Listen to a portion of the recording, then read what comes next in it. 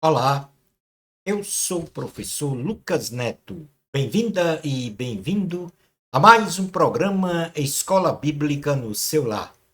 Hoje nós vamos estudar a lição de número 4, que tem como título A Fé Cristã e o Conhecimento Científico. Vamos então dar início à nossa aula de hoje. Introdução da lição. A fé cristã exalta Deus como Criador do universo e de todas as coisas. Exalta ao Senhor como Redentor da humanidade, que em sua imanência sustenta tudo e a todos. Nesta lição, conceituaremos os termos ciência e cristianismo no item número 1. No item número 2, identificaremos a interface da sabedoria humana com a sabedoria divina. E no item número 3, finalizando então o nosso estudo, veremos as principais fontes de sabedoria e suas respectivas características. Item número 1 da lição, o cristianismo e a ciência.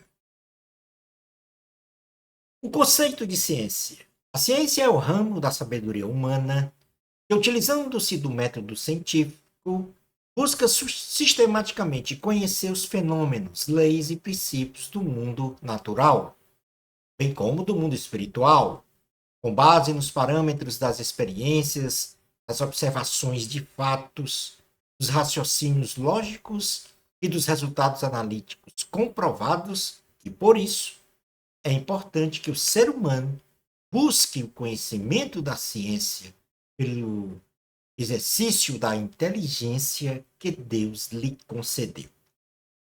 Já para o termo cristianismo, o conceito cristianismo é a representação de uma fé universal em que o Logos, o próprio Deus, Criador, assumiu uma encarnação, ou seja, se fez homem com uma natureza divina e humana para cumprir uma missão de salvação de toda a humanidade, ao morrer na cruz do Calvário e ressuscitar ao terceiro dia, reconciliando o ser humano pecador com o próprio Deus.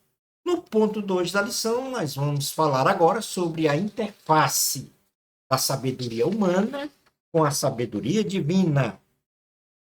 A sabedoria é, em si, a aplicação prática do conhecimento diante de uma circunstância compreendida de forma perfeita e real, onde a ação do conhecimento empreendido de modo prudente e inteligente manifesta a resolução das coisas sabiamente. Como o Criador de todo o universo e de tudo que nele há, Jesus estabeleceu leis, fenômenos e princípios naturais e espirituais que a ciência busca desvendar, isto é, descobrir, estando então a sabedoria da ciência humana na incessante busca dos efeitos criativos da sabedoria divina, considerando ainda que a ciência não conseguiu descobrir todas as leis que regem o universo. Tanto a ciência humana, em sua limitação natural, só descobre o que Deus fez. Em Eclesiastes, no capítulo de número 11, versículo 3 ao 5, diz assim a palavra do Senhor. Estando as nuvens cheias, derrama aguaceiro sobre a terra. Caindo a árvore para o sul ou para o norte, no lugar em que cair, aí ficará. Quem somente observa o vento nunca semeará, e o que olha para as nuvens nunca cegará. Assim como tu não sabes qual o caminho do vento, nem como se formam os ossos no ventre da mulher grávida, assim também não sabes as obras de Deus, que faz todas as coisas. Semeia pela manhã a tua semente, e à tarde não repouses a mão, porque não sabes qual prosperará, se esta, se aquela, ou se ambas, igualmente serão boas. Doce é a luz e agradável aos olhos, vê o sol. Ainda que o homem viva muitos anos, regozije-se em todos eles. Contudo, deve lembrar-se de que há dias de trevas, porque serão muitos, tudo quanto sucede é vaidade. Alegra-te, jovem, na tua juventude, e recreie-se o teu coração nos dias da tua mocidade. Anda pelos caminhos que satisfazem o teu coração e agrada aos teus olhos. Sabe, porém, que de todas estas coisas Deus lhe pedirá contas. Afasta, pois, do teu coração o desgosto e remove da sua carne a dor, porque a juventude e a primavera da vida são vaidade. Portanto, aí está essa explicação simplória de como a ciência humana, em sua limitação, só descobre o que Deus fez.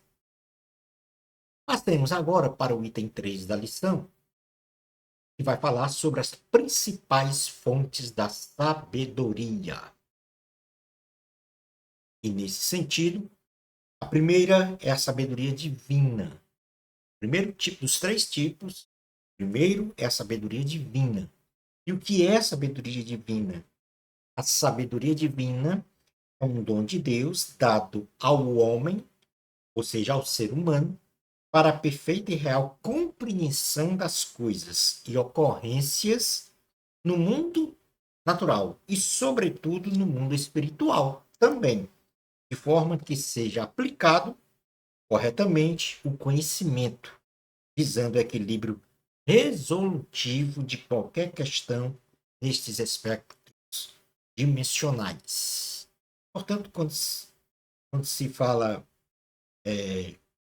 nessa sabedoria divina, é uma sabedoria que Deus dá ao ser humano para que sejam desvendadas não só as coisas naturais, ou seja, desveladas as coisas naturais e sobrenaturais. Não se trata aqui da questão de profecias, mas da própria sabedoria de Deus que ele entrega ao homem. Na primeira carta aos Coríntios, no capítulo de número 12, o Senhor vai falar exatamente sobre isso, escrito pelo apóstolo Paulo. Diz assim a palavra do Senhor. 1 aos Coríntios, capítulo 12, versículos 3 ao 11.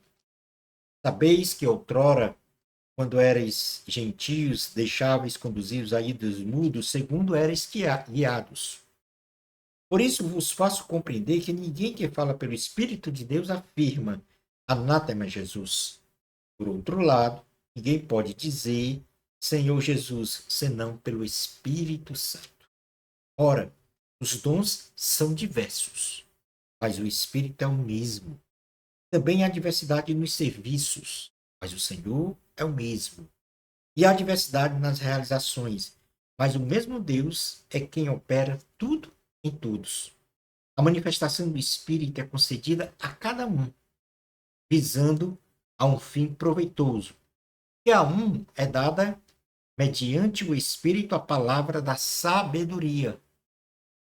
E a outro, segundo o mesmo Espírito, a palavra do conhecimento.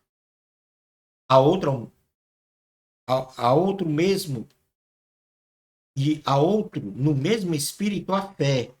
E a outro, no mesmo Espírito, dons de curar. A outro, operações de milagres. A outro, profecias. A outro, discernimento de espíritos. A um, variedade de línguas e a outro, capacidade para interpretá-las. Mas um só e o mesmo Espírito realiza todas estas coisas, distribuindo-as como lhe apraz a cada um individualmente. Portanto, aqui estão os dons espirituais, nós podemos dizer, que compõem ou é uma composição da sabedoria divina que Deus entrega a cada um segundo lhe apraz. Sabedoria divina que vem do Pai das luzes, lá do alto, nos prover dos recursos, as maneiras de agir, para de fato viver efetivamente no centro da vontade de Deus, tanto na dimensão natural, como também na dimensão espiritual. No livro de Provérbios, e aí nós vamos para o capítulo de número 5, Provérbios, capítulo 5, versículos 1 e 2, diz assim a palavra do Senhor: filho meu,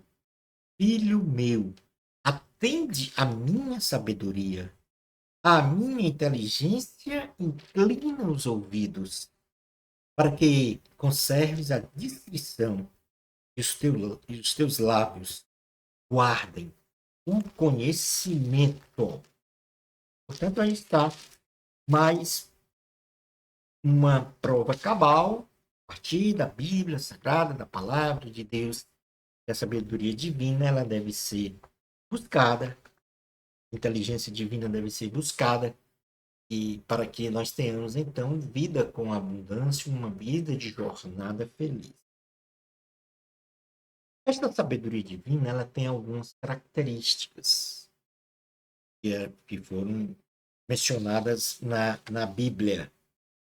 Nós vamos apenas aqui mencionar e descrever o significado dessas características e, como o tempo é exíguo, nós não podemos ler todos os textos relacionados a cada característica.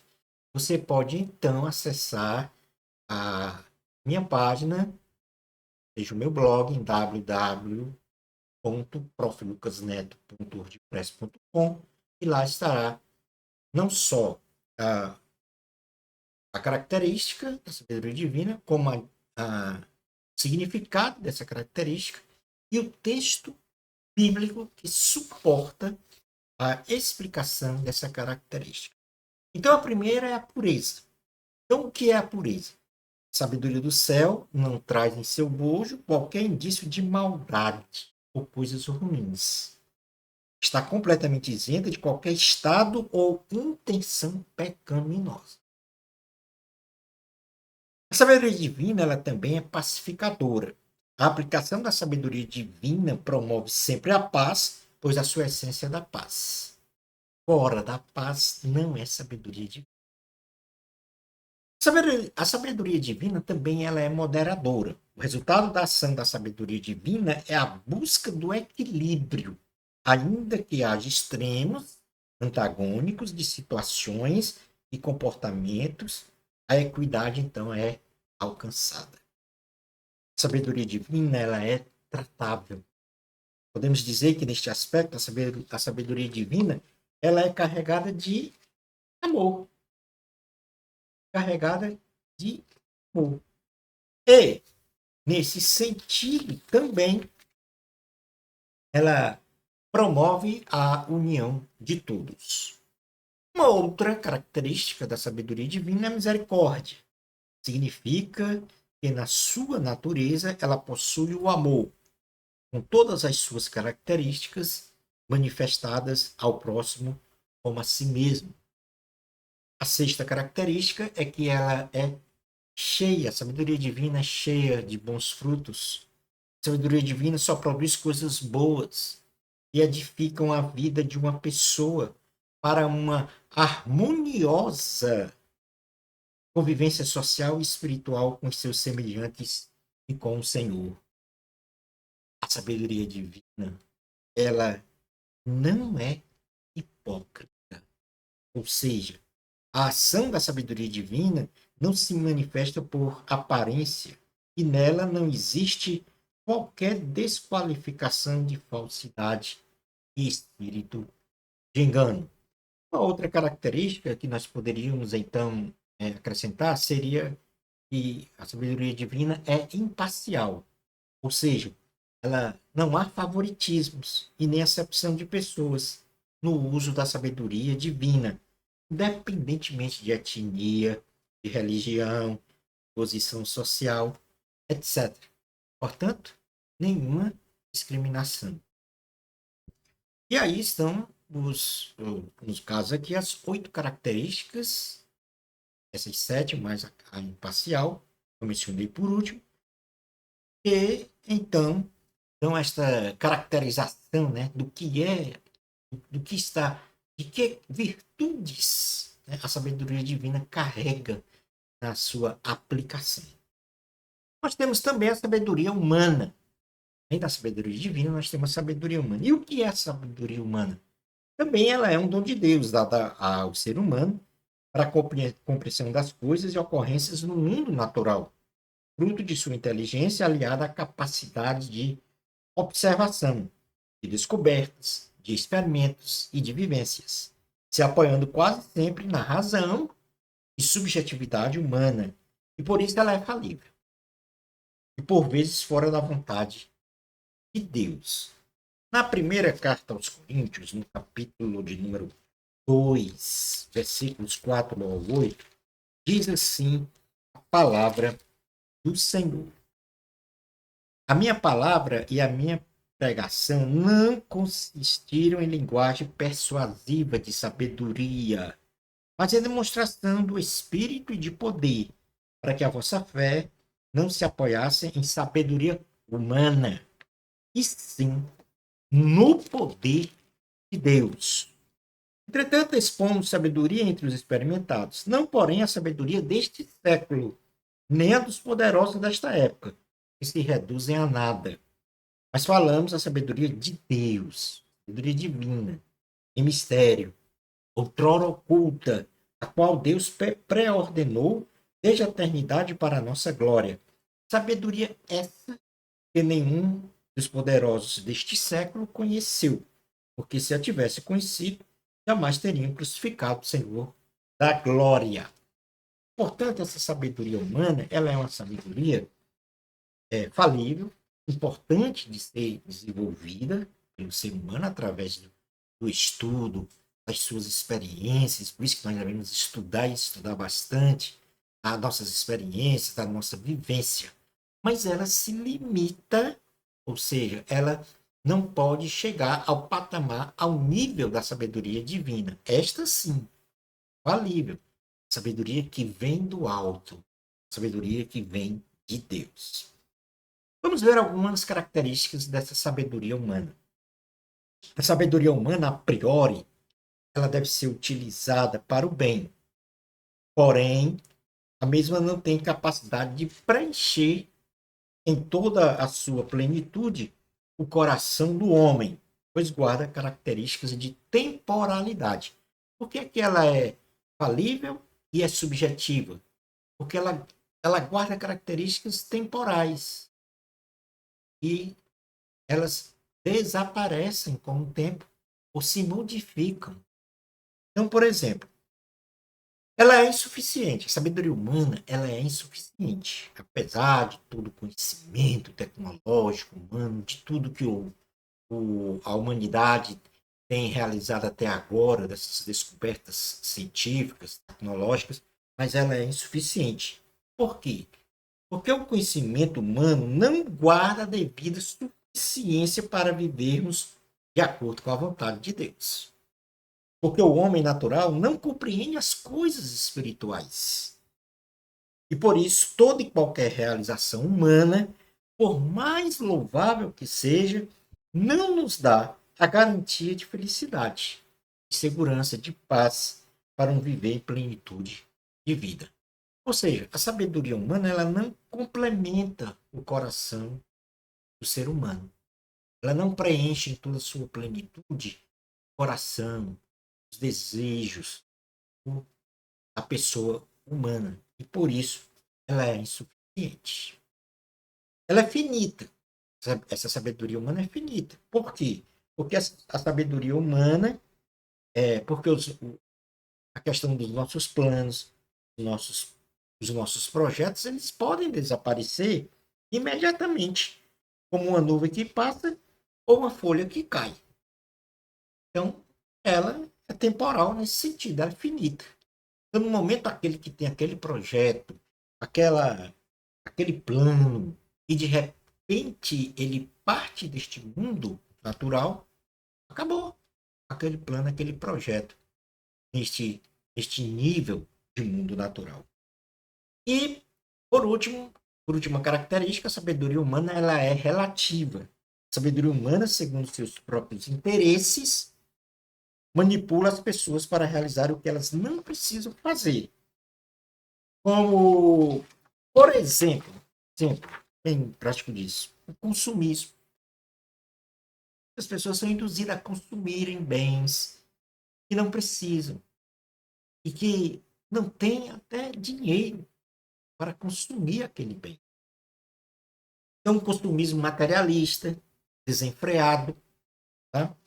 A introdução do uso de costumes, dos valores depreciativos, das relações familiares, contra os valores absolutos do Senhor. Então, são sabedorias relativas. Relativas. E, ou seja, para uns é perfeita, para outros é imperfeita. Somente a sabedoria humana é perfeita.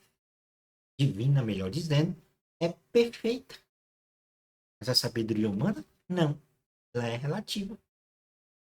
Que parece ser certo para uns, é errado para os outros. Portanto, ela guarda essa temporalidade. E por último tipo, então nós temos sabedoria divina, sabedoria humana, e por último nós temos a sabedoria maligna. É a falsa sabedoria.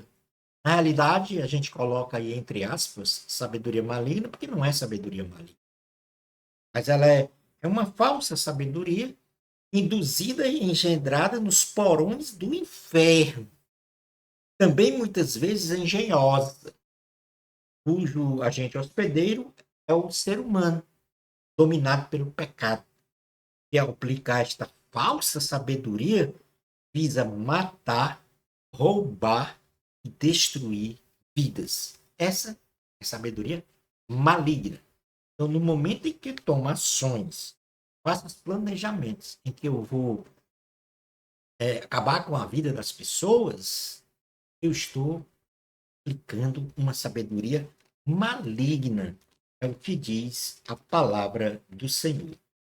A carta de Tiago, no capítulo de número 3, versículos 14 ao 16, diz assim: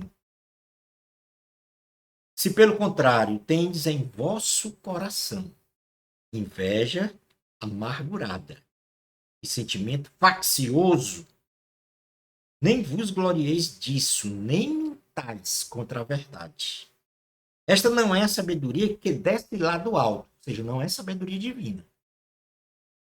E antes ela é terrena, animal e demoníaca. Pois onde há inveja e sentimento faccioso, aí há confusão e toda espécie de coisas ruins. E, portanto, as características desta sabedoria maligna, entre aspas, é que ela é carregada, eivada de inveja. A inveja brota no coração do ser humano quando ele julga ser incapaz de conseguir as realizações do outro e assim maquina o mal para despojar o próximo de suas realizações e de suas vitórias. Ela tem uma característica de amargura, ou seja, amargurada.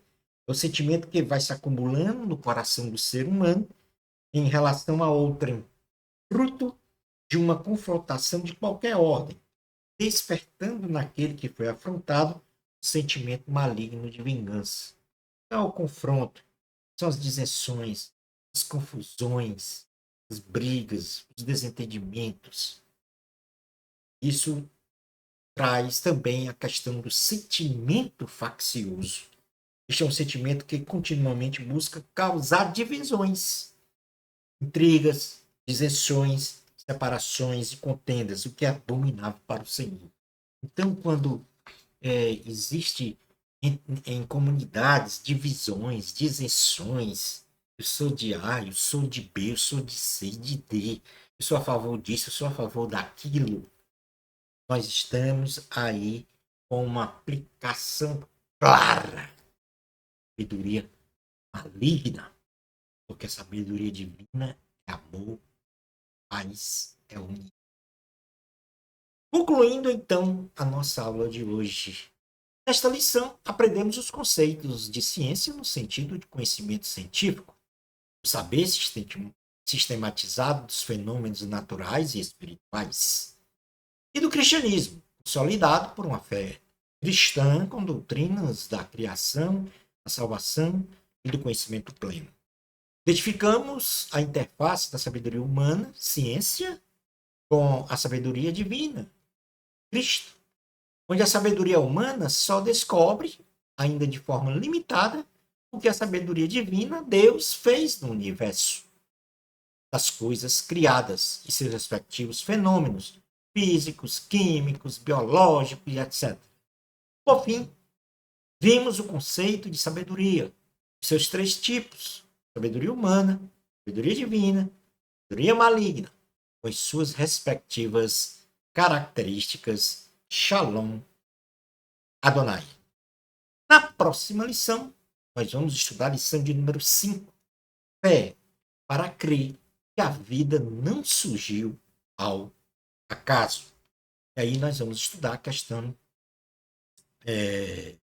do criacionismo, no sentido mais amplo da verdade.